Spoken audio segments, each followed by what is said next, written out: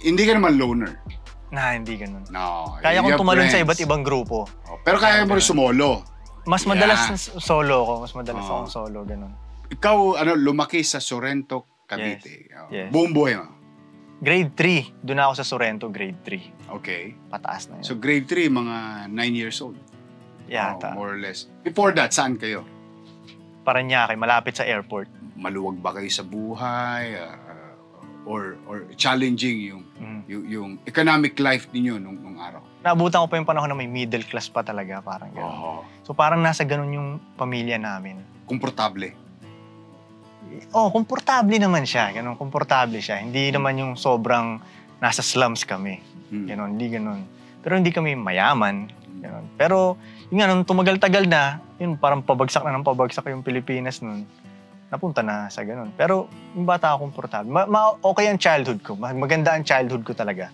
Pero yung mga lugar na kinalakihan ko, katulad yung Sorrento nga, meron lang talaga doon, drugs, violence, tsaka basketball, ganun. Pero dahil bata ka, dahil di mo rin nakikita yung ibang lugar, akala mo normal lang yun. Yun yung buhay mo. May bumulagta na lang, normal. Normal lang sa'yo, ganun. Sinalvage. Sida ka lang, pasok sa eskwela. Ganun. Ganun talaga. Tough life, no? Kada labas mo, parang ine-expect mo na nga na masusuntok ka, parang ganun. May ganun siya na Parang naging normal yung ganun buhay. Kasi hindi ko alam na sa labas pala nun eh. Hindi ganun. May maganda pa. Hindi ko alam eh. And that also maybe, doon ka kumuha ng style. When you created and become an artist. Siguro doon ako nahubog. Ganun naman lahat, diba? Sa paligid mo, doon ka mahuhubog. Kasi pag tinignan mo yung mga kanta mo, parang parang life story ng ganung environment eh. Yeah. The hood. Yeah. The hood, di ba? Hood talaga. Ano yung pinaka-memorable na nangyari sa'yo sa kalye? Dami kang na-witness na doon Pero yung minsan na yung makakita ka doon ng yung mga pinagtataga, tapos parang pagpipitikin mo yung ganito, matatanggal na. Yun. Pag bata ka, parang medyo, yun, ang hirap kumain ng spaghetti pagkatapos nun. Yeah, existing siya, no? At one point in time, no? Yeah. Basically, yung buhay ko nung dati, lang talaga, comedy and action. Nagkukulitan kami bilang makakita ka ng barilan dyan, action, tagaan, mga ganun. But it doesn't mean you're bad. Hindi. Maraming mga cool na tao sa lugar na hindi cool. Pero, kumbaga, parang napakita kong gano'n na pwede ka namang tumambay sa labas nang hindi mo kailangan sumali sa mga kung anong mga activities doon. Illegal activities. Yung bad... Lalo na nauso yung mga gang-gang dati. Siyempre dati, umpisa pa lang yun, di ba?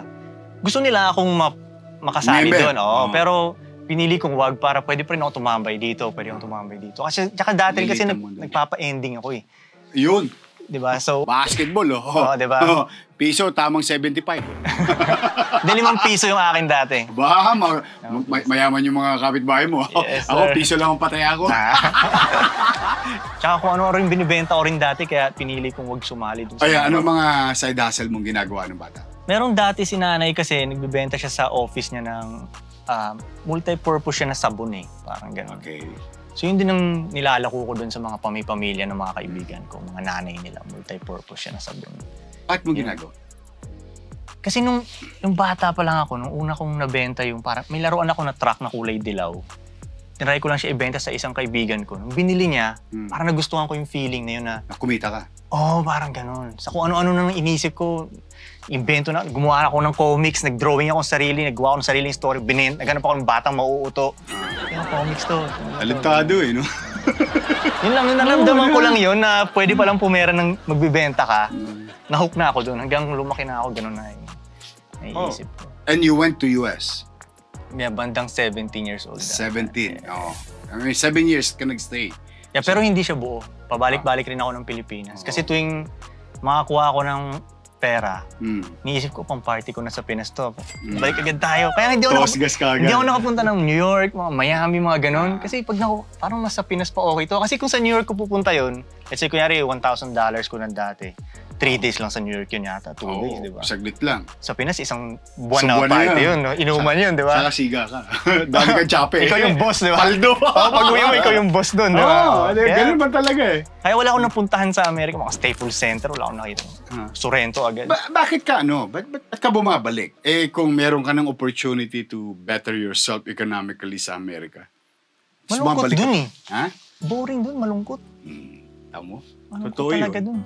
Ayun, may mga kababayan tayo nanonood sa Amerika. Work, bahay, work, bahay. Wala nang buhay. Pangalawang araw ko pa lang doon, na-depress na ako eh. Wala kang makakausap. Parang Lahat nasa trabaho. Totoo. Akala ko kasi, ang mararanasan ko doon, yung mga katulad sa Hollywood movies na may mapapatropa ka agad sa mga gangster doon, mga ganyan-ganyan. Paglabas ko, ang tahimik talaga eh, alam mo yun?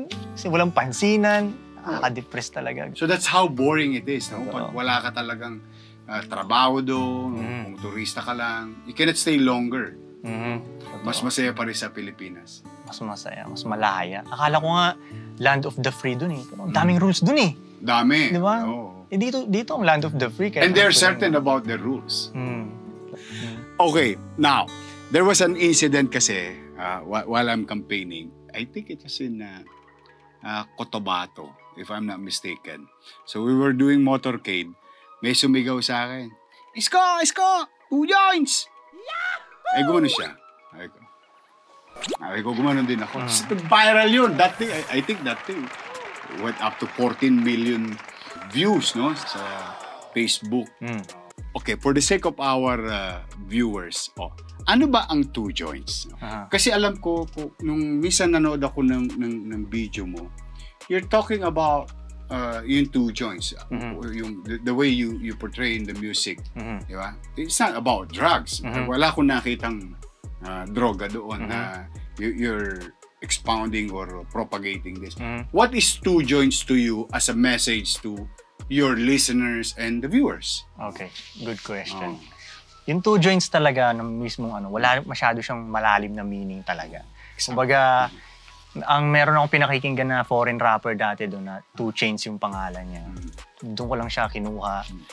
Kung akala niya lang iba na about sa drugs siya. Oo nga eh. More on siya, storya siya ng progress.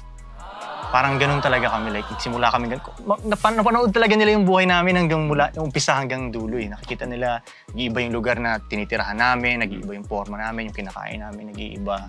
Pati yung disiplina namin, nag-iiba. Nakita nila na makalat pa kami, kung ano-anong ginagawa pa namin na hindi naman dapat namin gawin. Alam nila yung mga ganun. So, progress talaga siya. Mas ganun ang storya ng 2 joints kung titingnan mo. Pero kung hindi ka fan talaga, ang unang maiisip talaga, related siya sa drugs o ganun. Sabi siya, damo yan eh. Gumanya lang ako, damo na. Prejudice. Nung inisip namin yung pangalan na 2 joints, talaga may 2 joints doon. Okay. So doon nagsimula talaga yun. Kaya parang, okay, ito na, sige, 2 joints. Yan. So sila naman parang, una ayaw nila akong paniwalaan eh. Basta ito na, kailangan natin may pangalan eh, sabi ko gano'n. Tapos sabi ko sa kanila, okay, mula ngayon, ito ang senyas natin. Ito ang senyas natin. 2 joints. Sila naman, bakit yan? Sabi ko, basta. Branding lang. Hayaan mo lang. Gano'n. Gusto ko lang na, ang iniisip ko, sabi ko, gusto ko paglabas ko, pag magko-concert ako, pag tinaas ko tong kamay, senyas na to, sisenyasan lahat. So hindi sila ganong naniniwala dun. As ang sinabi ko pa nun, tinan mo sobrang lalakas tong hand sign na to. Kahit mga politicians, magsisenyas ng ganito. Doon na talagang inisip nilang baliw ako. So tingin lang, talagang, hindi na totoo yan, di ba? Kaya nung nangyari, yung ginawa mo ngayon, pinanindigan ko talaga yun. Kasi wala na akong prejudice. I don't judge you on things that you do. If that makes person smile, di ba that's what you call public service? You make your people happy. And, sinakyan mo sila. May relasyon ka sa kanila, naiintindihan mo sila. Di ba? Hindi ko man naintindihan directly, but when they feel that, I belong. Di ba? That's what you call public service. Ewan ko, ganun ang pananaw ko lagi sa public service. So sa akin, no intention to harm anybody. And I think that's also the same thing na ginawa mo yung 2 joints na kanta. Kasi kung hindi, bakit marami nakarelate? It's a way of life. Ayun. Way of life. Parang naalala ko yun, yung kwento na yun. Kasi ni-research ko nakita ko yung music video nyo. Wala naman sinasabing masama itong taon to. It's just expressing your situation. Nung sinenyas mo na yung 2 joints talaga, yung mga kaibigan ko hindi naniwala sa akin dati. Nagmukha na akong God sa mata nila. Parang, galing mo mahuli. Paano mo na-predict yun? Na-ambition mo. Kaya mula nagsimula na yung word na trust in Koy eh. Pag sinabi ko, trust in Koy lang, parang ganun. Sino patunayan ko eh, sabi sa inyo eh. Pag sinabi ko eh.